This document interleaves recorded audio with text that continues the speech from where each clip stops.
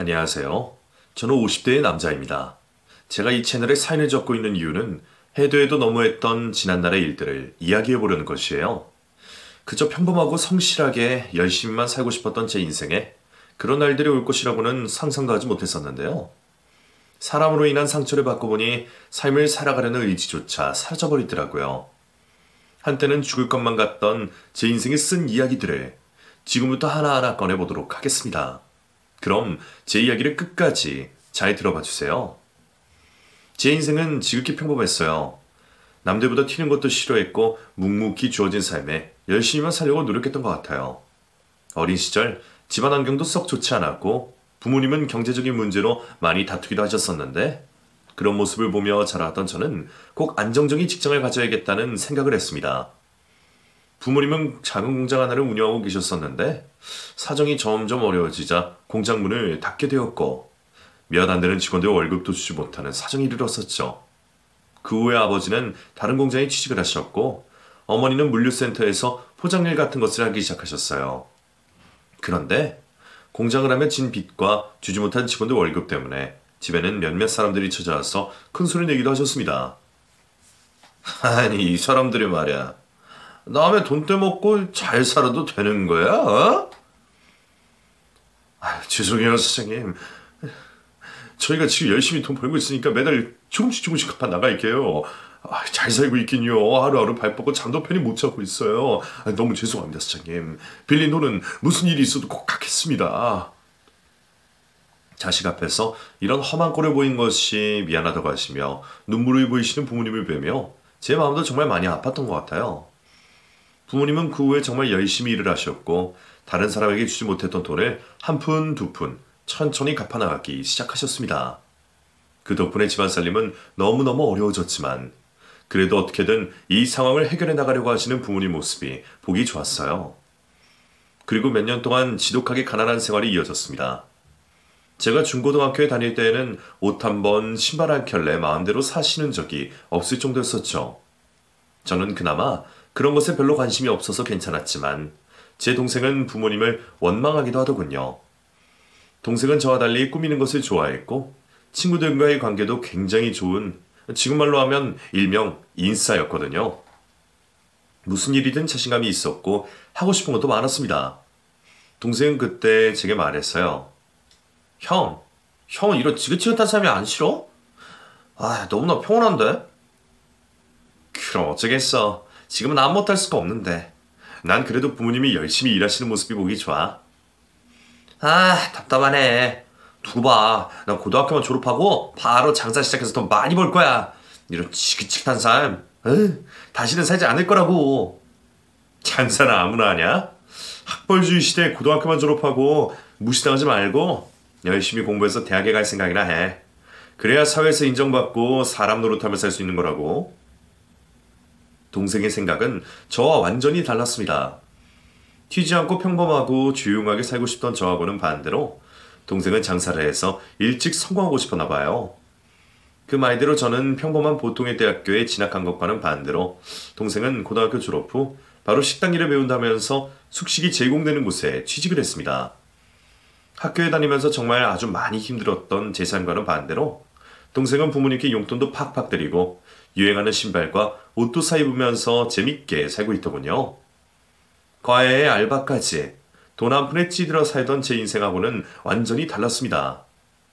동생은 사람들에게 무시도 당하고 몸도 너무너무 힘들지만 현재의 삶에 만족한다고 하면서 나중에는 제게 용돈까지 쥐어주더군요. 그 후로 저는 많은 생각을 하게 되었어요.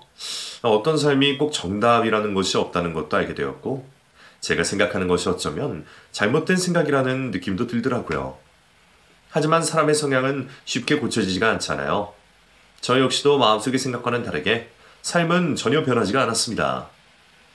대학교에서 마땅한 즐거운 일이 없어 그저 그렇게 지내던 저는 군대를 제대한 후에는 공무원 시험에 몰두했어요.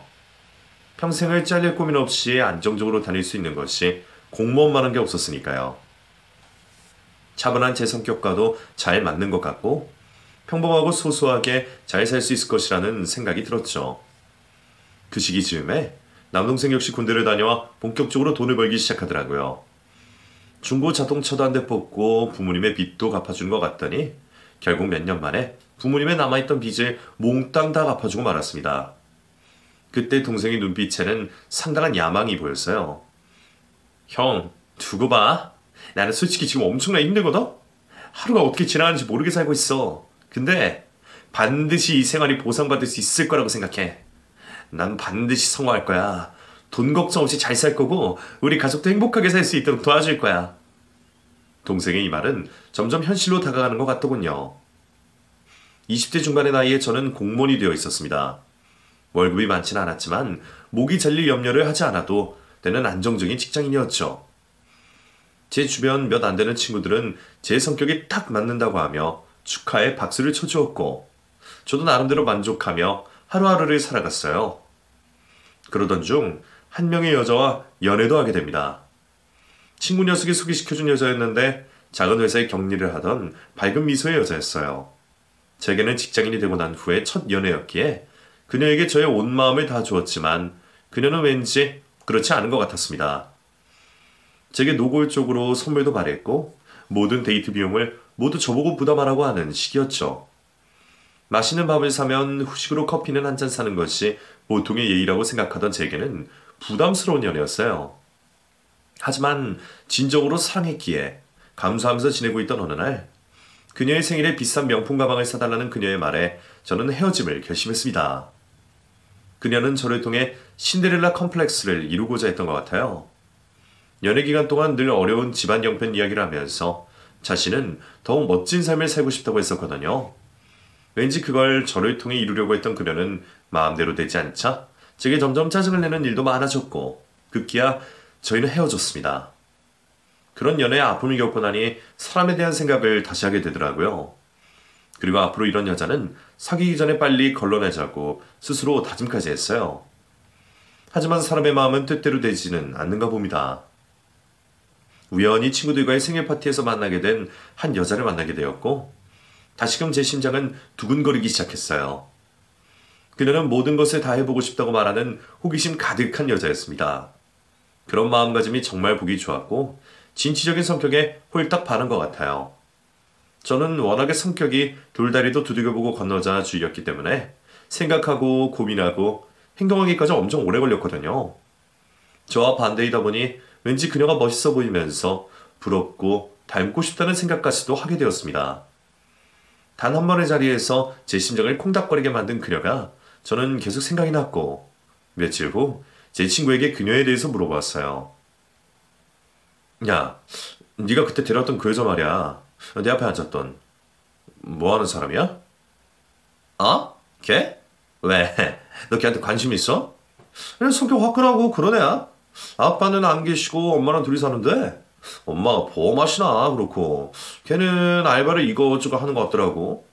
해외여행 간다고 돈 모으고 뭐 이것저것 하고 싶어 하는 것 같아. 마음에 들어? 소개시켜줘? 아니야. 뭐 꼭 그렇다기보다.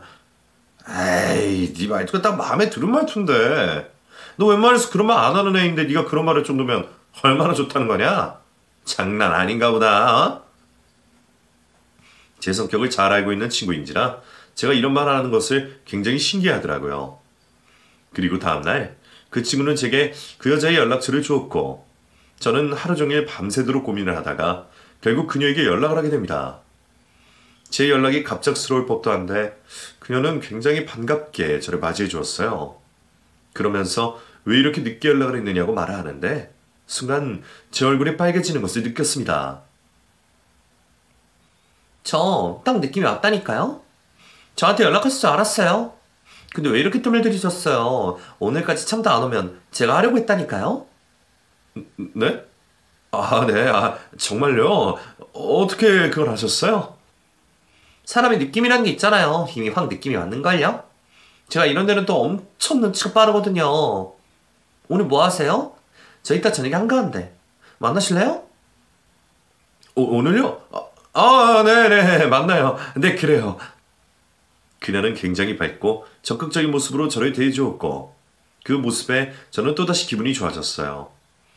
늘 우물쭈물하는 제 자신이 가끔 스스로 짜증낼 때가 있었는데 이런 저를 리드해주는 그녀가 고맙기도 했습니다.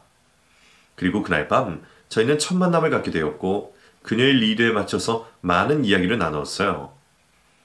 그녀의 엄마는 보험 일을 하시는데 고객들을 만나는 것이 너무 즐겁다며 자신에게도 보험 일을 적극적으로 추천해 주셨다는 얘기에 자신은 하고 싶은 것이 너무 많아 도전하는 것을 두려워하지 않는다는 얘기 등등 수많은 이야기들을 해주었습니다. 밥을 먹으며 시작된 그녀와의 만남은 맥주 한 잔을 걸치면서까지 이어지게 되었고 술술 터져나오는 그녀의 이야기에 저는 점점 귀를 기울였어요. 기분 좋은 첫 만남 이후에는 더욱더 적극적인 그녀의 연락이 있었는데 저도 그때는 그녀에게 푹 빠져들었던 것 같습니다. 모든 일을 다 제쳐두고 그녀가 만나자고 하면 가장 먼저 달려갔었으니까요. 한 달 정도가 지난 후부터 저희는 연애를 시작하게 되었어요. 하나부터 열까지 그녀가 모든 것을 다 리드해 주었는데 저는 그런 그녀를 정말 잘 따랐어요. 무슨 말을 해도 다 믿었고 특히 그녀가 하고 싶어하는 것은 적극적으로 후원해 주었습니다. 그 당시에 그녀는 알바를 하고 있었어요. 낮에는 피부관리샵에서 알바를 하고 있었고 저녁에는 카페에서 또 알바를 해서 밤 10시나 되어야 일이 끝났었죠. 그러면서도 쇼핑도 좋아하고 뭘 배우는 것도 좋아해서 매우 바쁘게 살아가고 있었어요. 저는 그런 그녀의 스케줄에 맞춰 퇴근 후 직장에서 빈둥거리다가 그녀가 알바가 끝나는 시간 즈음에 맞춰 그녀가 일하는 곳으로 향했고 밥을 함께 먹고 집까지 바래다 주면서 제 생활 패턴을 그녀에게 맞췄어요. 또 그녀가 배우고 싶어 따려고 했던 자격증이 있었는데 목돈 400만 원 정도가 들어가는 일이라 제가 선뜻 빌려주기도 했답니다. 그렇다 보니 제 공무원 월급은 늘 쪼달리기 시작했어요. 그녀를 만나며 쓰는 카드값부터 중고 자동차를 사서 유지하는 비용까지 예전 제 생활과는 확연하게 달라졌죠. 부모님께 드리던 용돈도 결국엔 끊기고 말았는데 남동생이 이 사실을 알게 된 것 같더라고요. 하루는 저를 불러 말했어요. 형 요즘 연애하는 거지? 근데 내가 가끔 보면 너무 정신이 나가 있는 것 같아. 아무리 여자가 좋아도 그렇지 너무 거기 빠져 있는 거 아니야? 헐 빠진 사람처럼. 맨날 늦게 들어와서 집에서는 밥도 안 먹는다며. 돈은 돈대로 다 쓰고. 그 중고차는 또 뭐야? 데이트하느라 산 거야? 나도 출퇴근하기도 힘들고 해서 하나 샀지. 형, 내가 하나 충고하는데 형은 살도 너무 모르고 여자도 너무 몰라. 그래서 지금 완전히 홀딱 빠진 것 같은데 제대로 알고 조절하면서 연애했으면 좋겠다 정말. 동생은 일찍 사회활동을 하면서 여러 번의 연애도 해보았고 사람 상대로 많이 해봐서 그런지 제게 이런저런 충고를 해주었습니다. 하지만 그 당시에 저는 동생의 그런 말을 기분 나빠했어요. 너 무슨 말을 그렇게 하냐? 내가 연애하는데 네가 뭐 보태준 거 있어? 제대로 알지도 못하면서 왜 그렇게 말해? 내가 형 스타일을 누구보다 알아서 그래. 순진에 빠져서는 하나밖에 모르잖아.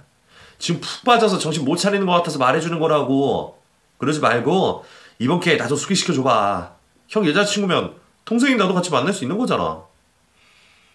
남동생은 제 여자친구인 그녀를 궁금해했고 그 주 주말에 자리를 마련하게 되었어요. 그녀는 평소와 같이 밝게 웃으며 시원시원하게 분위기를 이끌었는데 술이 한 잔, 두 잔 들어가니 남동생이 물어보는 말에 너무나도 적나라하게 대답을 하기 시작하면서 살짝 의견 충돌도 일어나더라고요.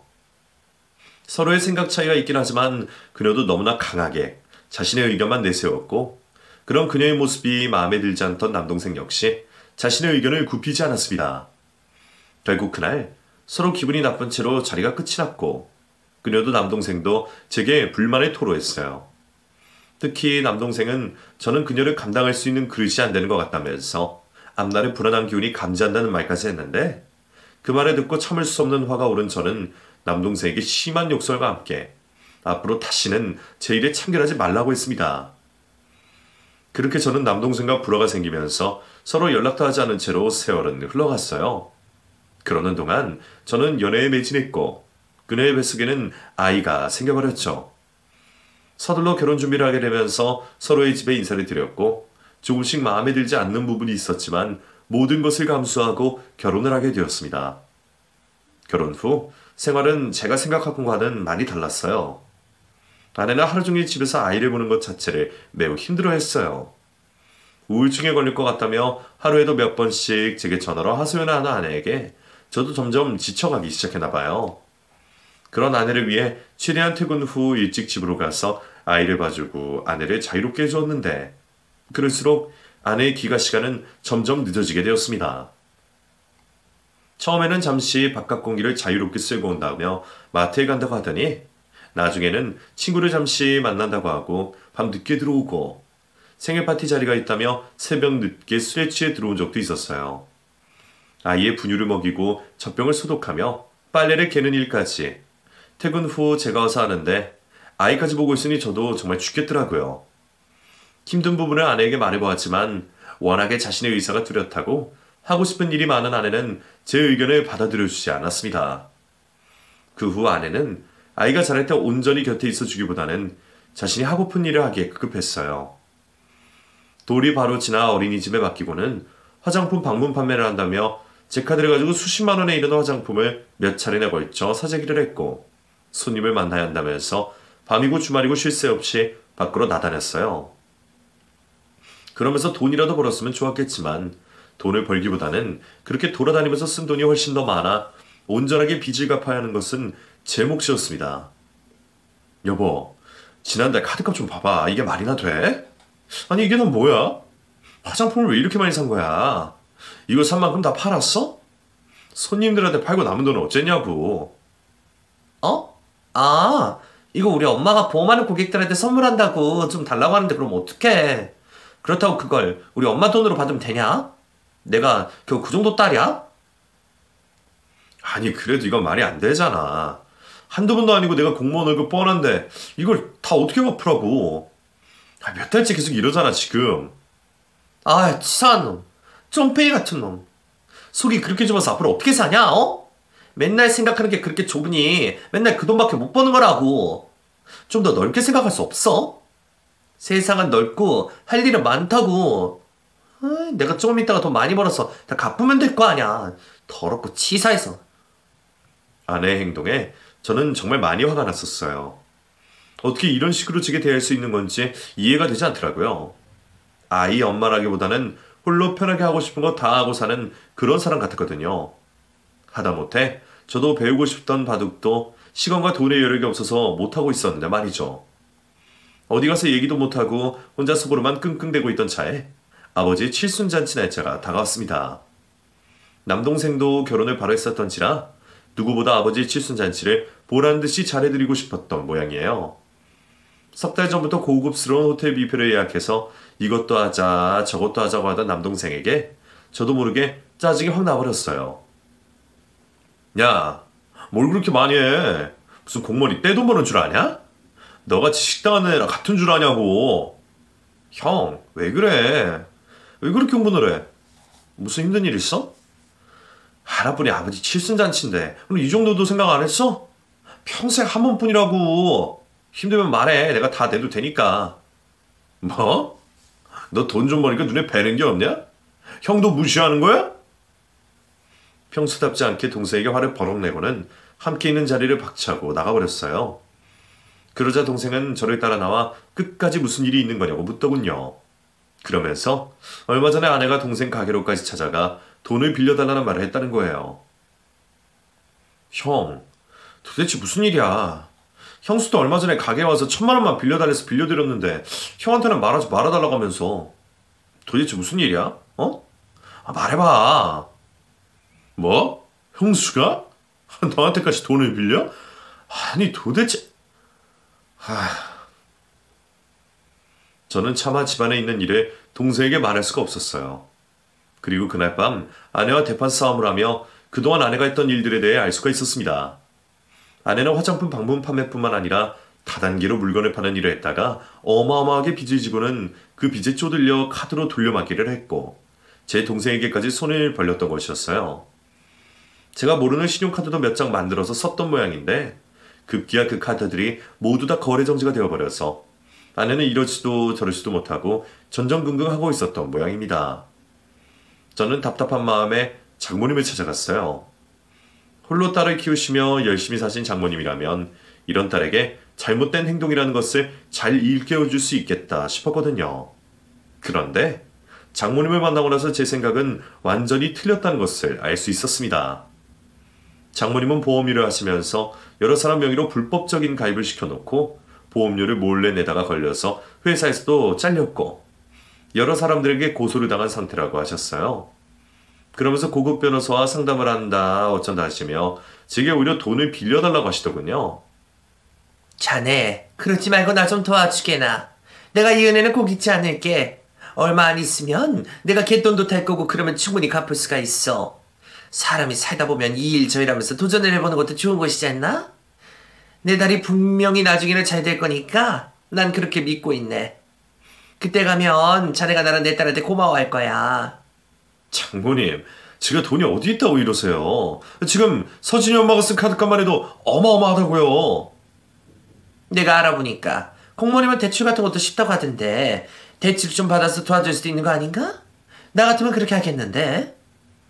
장모님의 말도 안 되는 얘기에 차마 할 말을 잃을 정도였습니다. 이 사실을 저희 집 가족이 알게 되면 완전히 개거품을 물고 쓰러지실 거예요. 능력도 없으면서 이것저것 다 벌려놓고 뒷수습은 다른 사람한테 미루다니 이건 완전 말도 안 되는 얘기잖아요. 결국 제 카드까지 정지가 되어버리기 일보 직전 저는 동생에게 손을 벌릴 수밖에 없었습니다. 당장에 대출이라도 받고 싶었지만 그래도 하나뿐인 동생이 돈을 잘 벌고 있으니 거기에 기대고 싶어지더라고요. 저는 그렇게 동생에게 손을 내밀었고 동생은 진정으로 저를 생각해주는 마음으로 돈을 빌려주었어요. 장남으로서 부모님께 면목도 없고 형으로서 못난 모습이었지만 사면 초과인 상황이 되니 이렇게라도 할 수밖에 없었습니다. 아버지의 칠순잔치는 동생이 90%가 넘는 비용을 냈고 저는 초라한 장남의 모습으로 앉아 있었어요. 아내는 그런 상황에서도 뭐가 그리 신났는지 실컷 먹고 마시면서 혼자 즐거워하더라고요. 꼭 그 모습이 아무 생각 없는 장모님과 똑같은 모습인 것 같아 보기 짜증나기도 했어요. 몇 번이나 아내에게 진심으로 화도 내보고 좋은 말로 타일러도 받지만 아내는 그 후로도 자신의 생각을 굽히지 않았고 새로운 일을 찾아 계속해서 도전하고 또 억지를 부렸어요.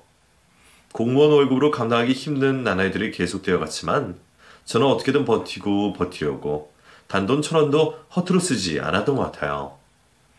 그렇게 세월은 흘러 아이는 점점 커져만 갔고 아이의 교육비며 생활비며 지출이 많아지기 시작했어요. 다들 아시다시피 공무원 월급이 그리 많지는 않기 때문에 그 돈으로 모든 것을 감당하고 아내의 빚까지 갚아나가기에는 상당한 어려움이 있었습니다. 말씀드리기 조금 창피하지만 저는 어쩔 수 없이 지인의 아내가 한다는 부업을 소개받아 집에서 주말과 밤 시간을 이용해 하기도 했어요. 아내와의 사이는 누가 먼저랄 것도 없이 점점 멀어지게 되었고 급기야는 갑방을 쓰며 서로의 생활 패턴에 크게 신경 쓰지 않아 버리는 사이까지 되고 말았습니다. 그러던 어느 날 아내는 이번에는 무슨 가게를 차린다고 까불더군요. 자신이 무슨 피부샵을 차린다고 하면서 말이죠.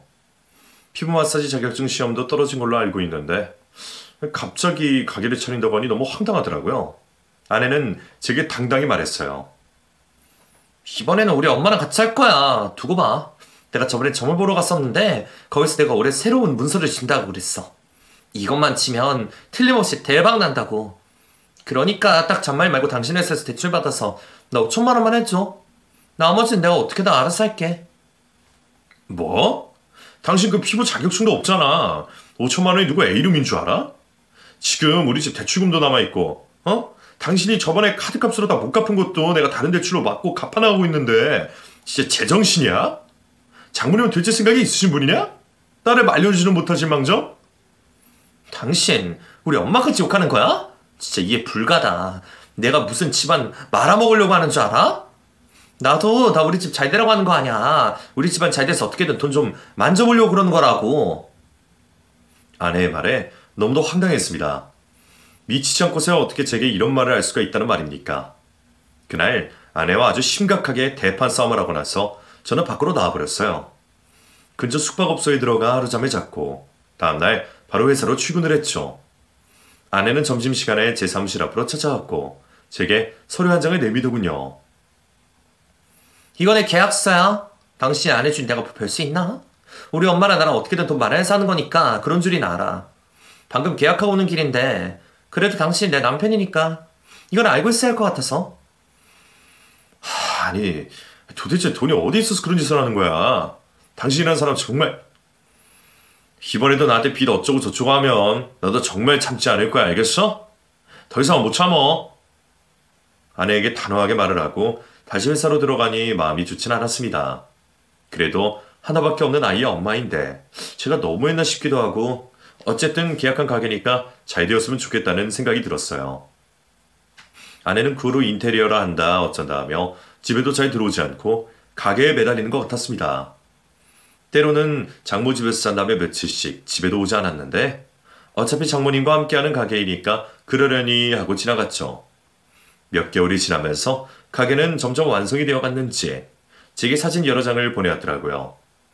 가게 곳곳이 심플하고 예쁘게 되어 있는 걸 보니 꽤나 돈이 들었겠다 싶어서 걱정이 되기도 했지만 아직까지 아무 일이 없는 것을 보니 뭔가 잘 돌아가고 있나 싶었어요. 가게를 오픈하고 장모님과 사이좋게 열심히 일을 하니 일단은 보기 좋았습니다. 저희 부모님도 큰아범과 봉투를 보내시면서 개업을 축하한다고 하셨고 저도 마음속으로 부디 이번에는 일이 잘 풀리기만을 바라고 또 기도했어요. 하지만 이때 아들이 엄마를 아주 많이 증오하는 것을 알게 되었습니다. 우연히 아들의 일기장을 확인했는데 아내에 대한 적나라한 일들이 적혀있는 거예요. 엄마는 왜 그렇게 사는 걸까? 자기 분수도 모르고 여기저기 돈만 빌려서 갚지도 못하고 그리고 아빠가 있는데 왜 다른 남자를 만나는 걸까? 도대체 왜? 엄마가 내 엄마라는 사실이 참을 수 없을 만큼 쪽팔리고 힘들다. 너무 싫다. 제발 내 엄마가 사라져버렸으면 좋겠다. 아들의 일기장을 본 후 저는 충격을 받아 한참 동안이나 아무 말도 하지 못했어요. 내용을 보아하니 저희 부부가 싸우면서 그동안 했던 이야기들을 어린 나이에도 고스란히 기억하고 있었고 아내가 다른 남자를 만나고 다니는 것을 아들이 알게 되었더라고요. 저도 사실 어느 정도 눈치는 채고 있었지만 취대한 아들 앞에서 그런 티를 내고 싶지 않아 일부러 다 파헤치지 않은 것도 있었거든요. 그런데 결국 그걸 아들에게 들키고야 말다니 살다 이렇게 바보 같은 여자는 또 처음 봅니다. 어쩐지 요즘 아들이 엄마가 집에 들어오지 않아도 찾지도 않고 제 앞에서 엄마 이야기를 아예 꺼내지도 않았었어요.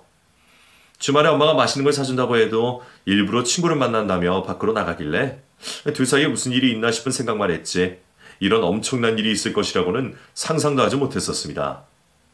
일단 부부 사이의 관계보다 모자 사이의 관계를 좋게 해주려고 저는 최선을 다해 노력했어요. 아내에게 이 모든 사실을 다 알리고 일부러 두 사람을 밖으로 불러내어 식사를 하려고도 해보았고 아들에게도 최대한 엄마에 대한 좋은 이야기들을 해주려고도 해보았어요. 하지만 아들은 그런 제 말에도 콧방귀도 끼지 않았고 아내 역시 그런 아들이 버릇없고 귀찮다는 듯이 대하는 모습에 아주 많이 실망을 하게 되었습니다. 그렇게 아내는 점점 집 밖에서 보내는 시간이 많아지던 어느 날 가게를 오픈한 지 1년도 채 되지 않아서 아내가 사라져버렸어요.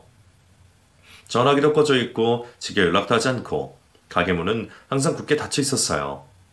하루아침에 사라진 아내를 찾기 위해 장모님께 연락을 해보았지만 장모님은 그저 실종신고를 하지 않고 잠자코 기다리고 있으라고만 하셨어요. 한동안 잠잠하더니 또 시작이구나 싶어 안절부절 못하고 잠도 오지 않더라고요. 4일 정도가 지나니 아들이 오후에 누군가 집 초인종을 엄청나게 눌렀다고 했고 무서운 마음에 일부러 대답을 하지 않았다고 하더군요. 그 사람들은 집 앞에서 한참을 기다렸다가 돌아가는 듯 했다면서 혼자 집에 있기가 너무 무섭다는 말까지 했어요. 생전 겁도 별로 없던 녀석인데 이런 말까지 할 정도면 뭔가 심상치 않은 일이 벌어지고 있다는 느낌을 받았죠. 그리고 그 생각이 채 끝나기도 전에 머리를 빡빡 밀어버린 삭발 모습의 아내가 집으로 후다닥 들어왔습니다. 그러자 잠시 후 누군가 집 초인종을 눌러대기 시작했어요. 띵동, 띵동, 띵동, 띵동. 쉴 새 없이 울려대는 초인종에 화가 나서 누군가 싶어 문을 열려고 하니 아내가 덥석 제 팔을 잡으며 문을 열지 말라고 하는 거예요.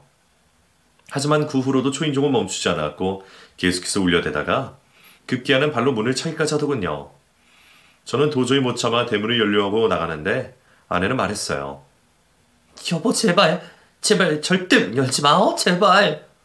뭐? 이게 무슨 일이야 도대체? 아니 도대체 당신 무슨 일이 있는 거냐고? 머리는 빡빡 밀고. 아휴 됐어 이거 놔봐. 누군지 무슨 얘기하는지 좀 들어봐야 할 거 아니야. 여보 아니야 제발 문 열지 말라니까. 그렇게 열 거면 나 없다고 해. 절대로 나 없다고 해 알았지? 기집애 오늘 오지도 않았고 연락도 못 받았다고 해줘. 아내는 제게 입안에 남긴 채 후다닥 안방으로 들어가 침대 밑에 들어가지도 않는 몸을 꾸역꾸역 넘어 숨더군요. 너무나도 황당한 마음에 한숨이 절로 나오는데 그 모습을 고스란히 지켜보던 아들의 인상이 마구 찡그러졌습니다. 아들 앞에서 정말 창피하고 부끄러웠고 어떻게든 이 상황을 피하고 싶었어요. 밖에서는 여전히 초인종을 눌렀고 굵은 목소리의 남자가 말했습니다. 띵동. 문 여세요. 집에 있는 거 다 합니다. 얼른 문 열어요. 당신들 누구야? 누길래 이렇게 남의 집 초인종을 함부로 눌러? 경찰 부르기 전에 당장 돌아가. 왜? 경찰 좀 대신 불러주실래요? 문 열고 말씀하시죠. 네 집 옆에 내가 어떻게 한 건지나 듣고 말씀하시라고요. 문 안 여시면 제가 경찰 불러서 문 열겠습니다. 전 하는 수 없이 문을 열었고 2명의 건장한 남성들은 현관문이 열리자마자 벌컥 손잡이를 잡아당기더니 신발도 벗지 않고 집 안으로 들어왔습니다. 이 집안에 남자 돈 피 빨아먹는 아줌마가 한 명 있던데 어디에 숨으시나 모르겠네요. 일명 꽃뱀이라고 한다던데 꽃뱀이 이 집안에 숨었네. 뭐? 당신들 그게 무슨 소리야? 어? 무슨 말을 그렇게 험하게 해? 내가 명예훼손죄로 고소한다? 고소하세요. 저희는 혼인민자사기죄로 고소할 테니까. 이 집안 아줌마가 반반한 얼굴로 저희 형을 꼬셨나봐요. 사별하고 애 혼자 키우고 있는 우리 형 꼬셔서 결혼한다면서 돈을 몰래 빼돌려서는 그대로 튀었네요. 머리 빡빡 밀고 쓰면 우리가 모를 줄 알고? 2명의 건장한 남성들의 말은 너무나 충격적이었어요. 아내는 결국 가게를 오픈하기 위해 나쁜 짓을 해서 돈을 마련했었던 모양입니다. 그렇게까지 해서 가게를 오픈해야만 하는 아내의 마음을 저는 도무지 절대로 이해할 수가 없었어요. 아내는 결국 그 남성들로 인해 발견이 되었고 순간 집안은 난장판이 되어버리고 말았습니다. 제가 아무리 무슨 말을 해도 그 남성들을 설득시킬 수는 없었고 결국 집안에 경찰까지 오게 되면서 아내는 사기죄로 고소를 당했어요. 이 모든 상황을 다 지켜보던 아들을 보니 너무 많이 걱정이 되더라고요. 안 그래도 자기 엄마를 증오하고 있는 판국에 이런 모습까지 보게 되면 모자 관계가 끊어져 버릴까 하는 생각이 들었어요. 아무리 아내가 죽을 죄를 지었다고 하더라도 자신이 낳은 아이에게까지 그런 취급을 당하면 얼마나 비참하겠습니까? 저도 참 바보 같죠? 이런 상황에서 그런 생각까지 하다니 말이에요. 아내는 그 후로 경찰서에 들락거리며 조사를 받게 되었고 저는 백방으로 아내에게 돈을 마련해 주기 위해 알아보았습니다. 아내가 계약했던 가게를 빼려고 보았더니 그동안 월세를 내지 못해 보증금을 거의 다 까먹은 상태였고 2명의 직원들 월급도 못 준 상태로 말 그대로 최악이더군요. 제가 받을 수 있는 대출도 거의 다 한계에 차있던 지경이라 저는 어쩔 수 없이 다시 한번 남동생을 찾아갔습니다. 형이 정말 미안하다. 말만 형이지 나 같은 놈은 네 형도 못 되는 놈이야. 면목이 없다 정말. 형수 때문인 거 다 아는데 뭘. 사실 나 몇 번 더 형수한테 돈 빌려준 적 있어. 조카 용돈 땡겨준다 셈 치고 미리 달라는데 어떻게 거절할 수도 없고. 나라고 왜 안 말렸겠어. 절대 이제 아무것도 하지 말고 아껴 쓰시라고 했는데 시동생이 내 말 듣겠어? 그냥 나는 그렇게라도 도와주면 금방 정신 차리고 생활이 좀 나아질 줄 알았지. 동생은 저보다 훨씬 더 성숙한 사람이었어요. 그러면서 부모님께는 절대 비밀로 해준다는 말까지 했는데 급기야 고맙고 창피해서 눈물까지 나오더라고요. 그리고 그 옛날 아내와 결혼하기 전 동생이 제게 했던 말이 기억났습니다. 제가 감당하기 힘든 여자라고 절대로 결혼하지 말라고 했었는데 만약 그 말을 들었다면 지금 이런 일로 힘들어하지도 않았을 텐데 말이죠. 하지만 그렇다면 세상 가장 소중한 제 부모님 아들도 못 만났을 테니 후회는 하지 않기로 했네요. 저는 그 후로 아내와 이혼을 결심했어요. 도저히 앞으로는 아내와 살아갈 자신이 없었거든요. 장모님은 저를 원망하시더라고요. 남편이 돈이라도 팍팍 벌어다 주면 마누라가 집에서 돈 쓰는 재미로 잘 붙어있을 텐데 이거 뭐 남편이 매가리 없이 꿍 하고 있는 공무원이니 뭔 재미가 있었겠어? 장모님, 그게 무슨 말씀이세요? 이게 제 탓이란 말이에요? 그래, 자네도 한몫했지 뭘 그러나. 우리 애가 뭐 원래 이 정도까지 하는 애는 아닌데 남편 잘못 만나니 여자 팔자 아주 더럽게 꼬였네 꼬였어. 내가 전세계 죄가 많아서 그렇지 뭐. 장모님의 말에 저는 더 이상 대꾸할 가치도 느끼지 못했습니다. 그리고 조용히 아내와의 이혼을 진행시켰어요. 아들에게는 주대한 마음을 다해 이혼에 대한 설명을 해주었지만 온전히 이해하길 바라는 제 마음은 욕심이었을 거예요. 아무 말도 하지 않고 그냥 가만히 듣고만 있더니 그저 아빠와 함께 살면 그걸로 된다고 말을 하더군요. 하지만 저는 아들에게 잘 설명해 주었습니다. 세상이 아무리 변하고 누가 무슨 소리를 해도 모자지간, 부자지간은 절대로 끊을 수 없다고요. 아들은 아무 말 하지 않고 가만히 듣고만 있기만 했어요. 그 후로 아내는 어찌저찌 해서 겨우 구속은 면했고 집행유예 처벌을 받게 되었습니다. 그리고 더 이상은 도와줄 수 있는 사람이 없다는 것을 알고 작은 식당에 취직을 했더군요. 태어나서 식당 일은 처음 해봐서 힘들 텐데 그래도 곧잘 버텨나가고 있는 것 같더라고요. 아들을 제가 키우고 있기에 양육비를 받아야 했지만 아내의 그런 상황을 알고 있기에 양육비에 대한 부분은 받지 않는 걸로 마무리 지었습니다. 그로부터 2년여의 시간이 흐른 후 아들은 종종 엄마 집에서 자고 온다는 말을 하더라고요. 아들은 엄마에 대한 상처가 아주 클 텐데 가끔씩 엄마에게 달려가 밥도 함께 먹고 그러더니 이제는 사이가 어느 정도는 좋아졌나 봐요. 아내는 제게 고맙다고 말을 했습니다. 고마워 여보. 우리 이혼했지만 그래도 우리 아들한테 내 얘기 잘해주고 그랬어. 우리 아들 녀석이 날 안 닮고 아빠를 닮아서 마음씨가 너무 예쁘지 뭐야? 잘 키워줘서 정말 고맙다. 그래 알면 됐다. 당신 닮았으면 맨날 밖으로 나돌아다니고 싸가지도 없었을 텐데 말이야. 안 그러냐? 그래 당신 말이 맞아. 생각해보니까 내가 왜 이렇게 소중하고 멋있는 아들을 내버려 두고 밖에만 관심이 많았나 몰라. 나 정말 바보 천치야. 충분히 내 자식을 키우면서도 무슨 일이나 할 수 있는데 말이야. 이제서야 정신을 차려보니 내 인생에서 가장 소중한 걸 놓치고 살고 있었네. 지금이라도 정신 차려서 다행이다. 그래 제발 앞으로는 허튼 생각하지 말고 착실하게 살아. 난 그래도 당신의 그 추진력 하나만큼은 존중하는 사람이야. 그러니까 앞으로는 허황된 추진 말고 그냥 배우고 싶은 거, 하고 싶은 거, 돈 많이 안 드는 걸로 잘 즐기면서 살아봐. 아내는 여태까지 제게 했던 말 중에서 가장 사람다운 말을 하더군요. 그래도 이제라도 아들의 소중함을 알고 허황된 꿈을 꾸지 않고 착실하게 살게 되니 얼마나 다행인지 몰라요. 오랜만에 아들 녀석의 일기장을 몰래 훔쳐보니 그 속에는 불쌍한 엄마에 대한 이야기가 써져 있었습니다. 한 여자라는 명칭으로 시작된 글은 누가 봐도 제 아내 이야기였거든요. 그 일기장의 마지막 부분에는 자신이 지켜주어야 할 사람이라고 쓰여 있는 것을 보니 아들 녀석이 정말 많이 성숙해져 있다는 것을 느꼈습니다. 천성적으로 어렸을 때부터 정말 착한 녀석이었거든요. 다른 건 몰라도 제가 아들 하나만큼은 아주 똑부러지게 키워나 봅니다. 부디 이 아들의 앞날에는 아내와 같은 여자 말고 다른 착한 여자를 만났으면 하는 바람이 있네요. 제 사연은 여기서 마치겠습니다. 끝까지 들어주신 청취자 여러분들 모두 감사드리며 늦었지만 올 한 해 이루고자 하시는 소망 다 이루셨으면 좋겠네요.